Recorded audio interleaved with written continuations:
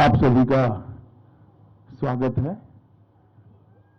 कल 5 राज्यों के चुनाव में से 2 राज्यों में प्रथम चरण का मतदान समाप्त हुआ है।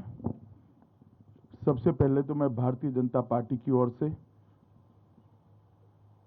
हमारे अध्यक्ष श्रीमान नड्डा जी की ओर से, देश के प्रधानमंत्री जी श्रीमान नरेंद्र मोदी जी की ओर से दोनों राज्यों की प्रथम चरण में मतदान जो हुआ है, इसलिए दोनों राज्यों की जनता का हृदय से धन्यवाद करना चाहता हूं कि भारतीय जनता पार्टी के तरफ में भारी मात्रा में मतदान कर उन्होंने इस चुनाव में हमारे लिए शुभ संकेत दिए हैं।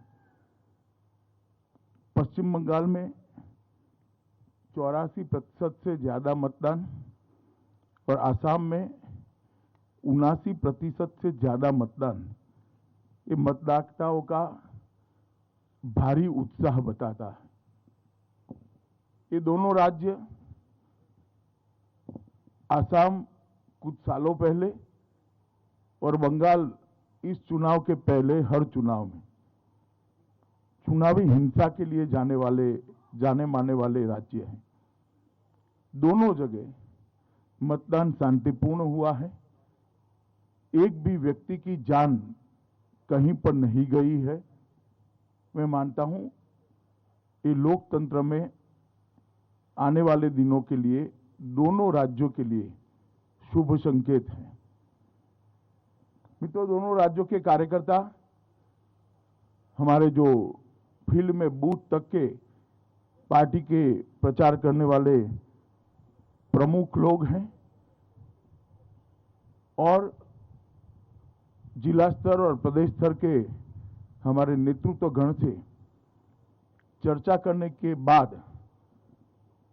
मैं मानता हूं कि बंगाल में हम 30 में से 26 सीट से ज्यादा भारतीय जनता पार्टी विजयी हो रही है और प्रचंड बहुमत के साथ सीटें जीत रही हैं। हमारी सीटें भी बड़ी मात्रा में बढ़ रही है और सीटों पर जीत का अंतर भी, मार्जिन भी बहुत बड़ी मात्रा में बढ़ रहा है। जहां तक आसाम का सवाल है, 47 में से 37 सीटों से ज्यादा, 37 सीटों से ज्यादा भारतीय जनता पार्टी विजय प्राप्त करेगी। इसके साफ संकेत भारतीय जनता पार्टी की चुनावी मशीनरी से हमें मिले हैं और मैं मानता हूं कि दोनों राज्यों ने एक सकारात्मक मतदान किया है। असम के अंदर आतंकवाद मुक्त असम, आंदोलन मुक्त असम, विकास के रास्ते पर चल पड़ा हुआ असम, रोजगारी के रास्ते पर चल पड़ा हुआ असम, इसके पक्ष में साफ मैंडेट दिखाई पड़ता है। और असम के अंदर इसके साथ साथ बाढ़ मुक्त असम के भारतीय जनता पार्टी के वादे को भी बहुत बड़ा समर्थन मिला है। प्रधानमंत्री मोदी जी के नेतृत्व में असम के अंदर जो विकास हुआ है, वहां की हमारी सरकार, हमारे मुख्यमंत्री श्री सर्बानंद सोनोवाल और हेमंत बिस्वा शर्मा की जोड़ी ने जिस प्रकार से अभूतपूर्व विकास असम के अंदर किया है, इसको बड़ा जन समर्थन मिलता हुआ दिखाई पड़ता है। डबल इंजन सरकार का कंसेप्ट असम की जनता को भारतीय जनता पार्टी के आचरण से समझ में आया है और ब्रह्मपुत्र नदी पर 6 से ज्यादा ब्रिज बनना, इसकी शुरुआत होना, 20,000 किलोमीटर से बड़ा रोडों का जाला बुन लेना, काजीरंगा के जंगलों की जमीन घुसपैठियों से मुक्त कराना, श्रीमंत शंकरदेव और माधवदेव के सत्र की जमीन को घुसपैठियों से मुक्त कराना, ढेर सारे विकास के काम जिसका एक सकारात्मक झुकाव भारतीय जनता पार्टी के प्रति स्पष्ट नजर आता है और हमारे गठबंधन की 37 सीटें से कम नहीं होगी, इसका मुझे पूरा विश्वास है। दूसरी ओर बंगाल के अंदर जिस प्रकार का तुष्टीकरण का माहौल था, जिस प्रकार से बेरोक टोक घुसपैठियों का घुसना चालू रहा, जिस प्रकार से पूरा बंगाल जन कल्याण के पैसे सरकारी मशीनरी और सत्ताधारी पार्टी मिलकर हड़प करते रहे, भ्रष्टाचार की भेंट चढ़ गए, जिस प्रकार से अम्फान का रिलीफ रिहेबिलिटेशन हो या कोरोना के खिलाफ लड़ाई हो, जिस प्रकार से अव्यवस्था और अफरा तफरी देखी गई और औद्योगिक विकास, महिला सुरक्षा, ये सब में घोर निराशा और हताशा बंगाल की जनता को प्राप्त हुई है। 27 साल के कम्युनिस्टों के शासन के बाद उनको एक आशा थी कि दीदी एक नई शुरुआत लेकर आएगी, मगर दल का चिन्ह बदल गया, दल का नाम बदल गया, बंगाल वही का वही रहा और गिरावट आई।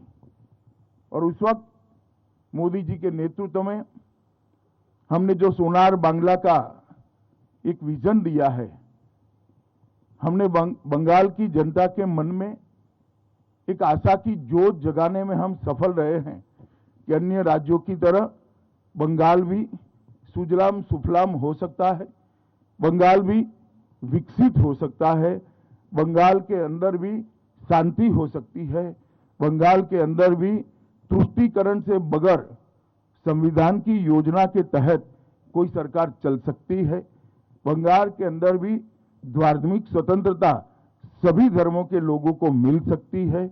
ये सारे मुद्दों को बंगाल की जनता ने मोदी जी के प्रति अथाह प्रेम और अमिट आशा के साथ स्वीकारा है। जो कार्यकर्ता चुनाव के फील्ड में थे, सुबह सुबह थोड़ी दहशत थी कि हर बार की तरह गुंडे चुनाव को प्रभावित करेंगे, प्रदूषित करेंगे, परंतु मैं चुनाव आयोग को बधाई देना चाहता हूं कि बंगाल के अंदर शांतिपूर्ण चुनाव कराने में चुनाव आयोग को सफलता मिली है। आप सभी लोग भी जानते हैं, विगत कई सालों से बंगाल के अंदर चुनाव में हिंसा आम हो गई थी। आप लोगों ने उसको कवर करना भी छोड़ दिया था, क्योंकि आप समझते थे वो तो होना ही है।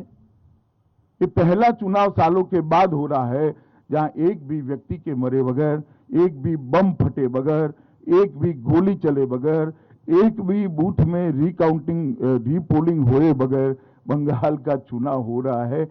मैं मानता हूं ये बहुत शुभ संकेत है।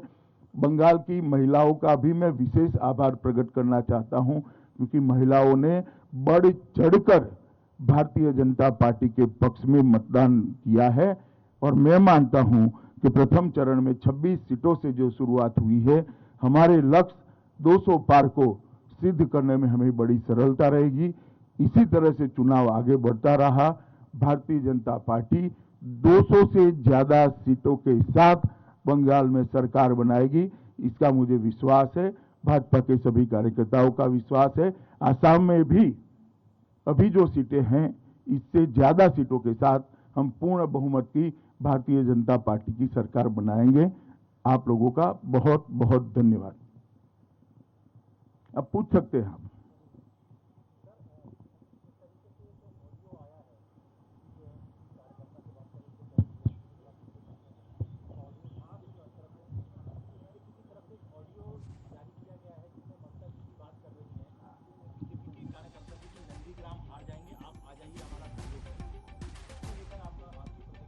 मेरी कोई प्रतिक्रिया नहीं हो सकती। हर एक को अधिकार है अपना समर्थन जुटाने का। ममता जी भी जुटा रही है, इसमें क्या है?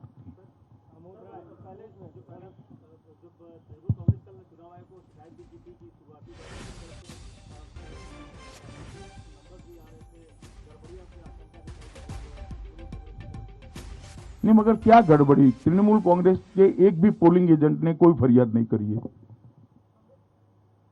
गड़बड़ी तो पोलिंग बूथ के अंदर होती है। गड़बड़ी नहीं हुई वो उनकी कंप्लेन है, मगर वो अच्छे से बोल नहीं पाते हैं। कि बोलने में थोड़ा संकोच होता है कि इस बार हम गड़बड़ी नहीं कर पाए हैं, यही कंप्लेन है उनका।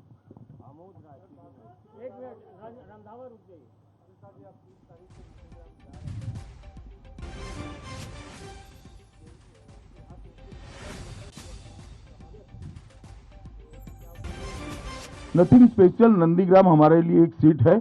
मैं नंदीग्राम के मतदाताओं को इतना ही कहना चाहता हूं कि बंगाल के अंदर परिवर्तन अगर करना है तो बंगाल की 200 सीटों ने परिवर्तन करना पड़ेगा।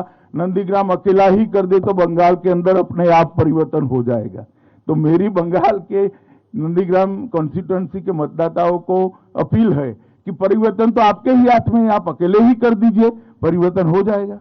विकास भदौरिया जी। अमित भाई, अभी तो पहले चरण का मतदान हुआ है, ऐसे कौन से संकेत हैं जिनके आधार पर आप ये एनालिसिस कर सकते हैं कि ये जो 84% मतदान आपके पक्ष में हुआ है, और दूसरा यही मोमेंटम आगे भी 7 चरणों में बरकरार रहेगा?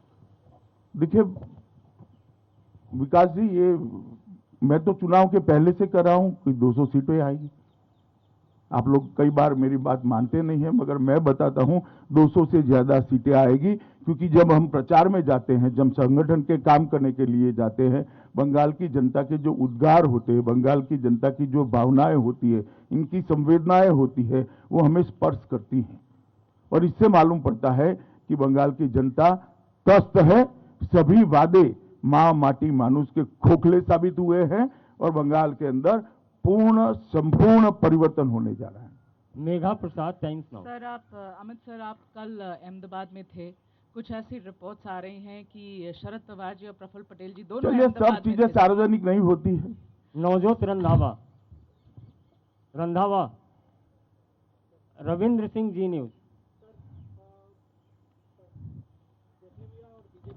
आरोप भी लगाते रही है कि टीएमसी बीजेपी कार्यकर्ताओं की हत्या करते रहे, हिंसा काफ़ी हुई, और आप कई कार्यकर्ताओं से मुलाकात भी की, उनके परिवार से। अब बीजेपी के ही जो शामिल हो गए हैं उनसे ममता बनर्जी खुद फ़ोन कर रही हैं कि हमें समर्थन करो। एक तरफ हिंसा और दूसरी तरफ इस तरह की अपील। आपको लग रहा है कि जमीन खिसकने का डर है या फिर वो अपने लोगों को वापस लेना चाहती है? जमीन खिसकने के लिए टेलीफोन कॉल का परिचायक होना जरूरी नहीं है। जमीन खिसक चुकी है, जमीन जनता ने खिसकाई है। और फिर से एक बार मैं कहता हूं, 200 से ज्यादा सीटों के साथ भारतीय जनता पार्टी की वहां सरकार बनने जा रही है। विनीत, टीवी 18। सर, जिस तरह से पीएम बंगाल गए थे, ममता बनर्जी का कहना है कि वहां जाकर के वो प्रचार कर रहे हैं। जब बांग्लादेश के एक एक्टर ममता बनर्जी के पक्ष में प्रचार कर रहे थे तो बीजेपी ने सवाल खड़े किए थे। अब पीएम के दौरे पर ममता बनर्जी सवाल खड़े भाई, वो तो खड़े करे, आप काहे को कर रहे हैं? कल पीएम ने कोई बात करी है वहां पर प्रचार की? कोई बात नहीं करी। प्रधानमंत्री का दौरा है 2 देशों के संबंध मजबूत करने के लिए, 2 देशों के सांस्कृतिक संबंधों को रिवाइव करने के लिए। वहां पर उन्होंने ना चुनाव की बात करी है, ना ममता दीदी को कुछ कहा है, ना भाजपा के लिए कुछ कहा है। नंदिता, प्रतिदिन।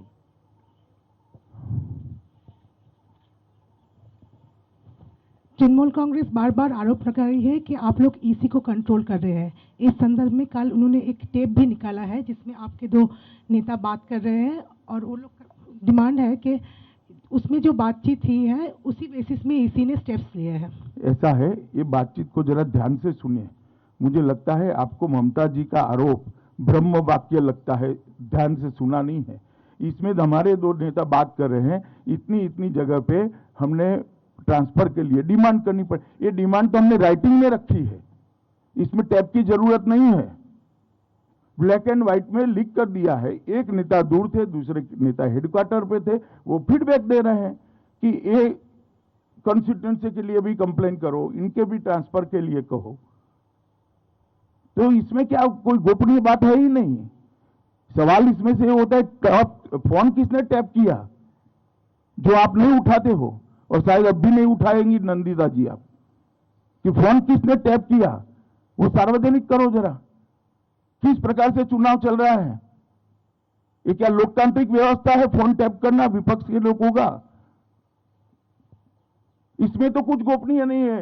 ये जो बात हुई है हमने ब्लैक एंड व्हाइट में टाइप कर चुनाव आयोग को दिए। क्या बम फोड़ा है उन्होंने इसमें बड़ा?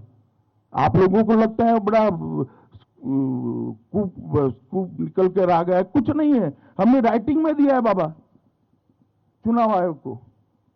मगर मूल इसके अंदर सवाल तो ये है कि फोन कैसे टैप हुआ, किसकी सूचना से हुआ, किसकी परमिशन से हुआ। और चुनाव आचार संहिता लागू हो जाने के बाद सरकार फोन टैपिंग की सूचना दे सकती है without consent of election commission. इसमें तो एक क्वेश्चन एराइज होता है, ये आपको तृणमूल कांग्रेस की प्रेस कॉन्फ्रेंस में पूछना चाहिए था। प्रेमांशु आनंद बाजार पत्रिका।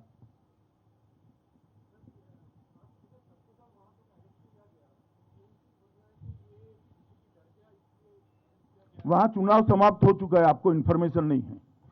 कल चुनाव पैक हो चुका है, कल तक चक्रधर महतो ओपन थे।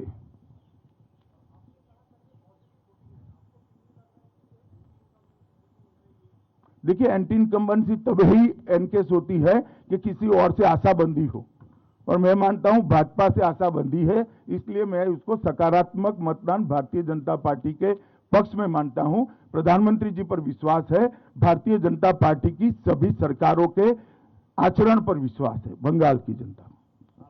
जी जरा माइक ले लीजिए। सर, जिन जगहों पर अभी चुनाव होना बाकी है वहां पंचायत चुनाव और लोकसभा चुनाव में देखा गया था कि हिंसा हुई थी, तो क्या लग रहा है इस बार पूरी तरह से बंगाल में हिंसा की खबरें सामने नहीं आएंगी? पहली बार ऐसा चुनाव होने जा रहा है पश्चिम बंगाल में। मैं तो आशा करता हूं नहीं आएगी और नहीं आना चाहिए। अगला sir, I am asking about Kerala.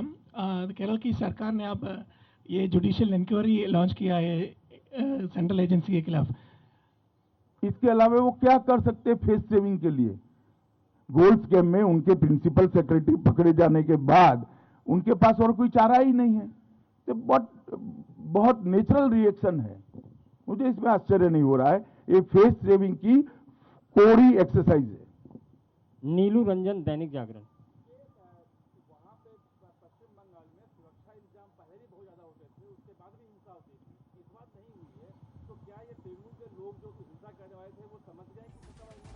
नहीं, जनता की जागृति इतनी है कि जनता से हिंसा करने वाले डरते हैं।